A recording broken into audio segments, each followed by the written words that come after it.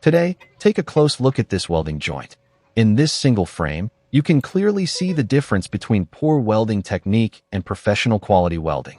On one side, the weld bead looks dark, uneven, and inconsistent. This usually happens because of incorrect amperage, poor rod angle, or uncontrolled travel speed. Welds like this may look solid at first, but over time they can crack, fail, or lose strength. Now look at the other side. This weld bead is clean, smooth, and evenly stacked.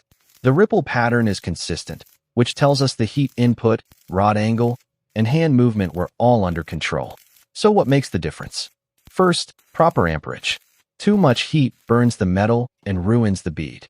Too little heat causes weak penetration. Second, rod angle. Keeping the electrode at about 10 to 15 degrees helps control the puddle and creates a smooth, professional finish. Third, travel speed. Moving too fast makes the weld thin and weak. Moving too slow creates excessive buildup and poor appearance. In this good weld, the welder used steady motion, drop-by-drop control, and consistent timing. That's the key to strong and good-looking welds. If you're learning welding or trying to improve your skills, this image is a perfect example of what to avoid and what to aim for.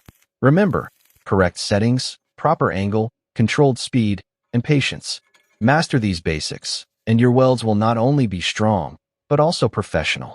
Watch closely, practice regularly, and always weld safely.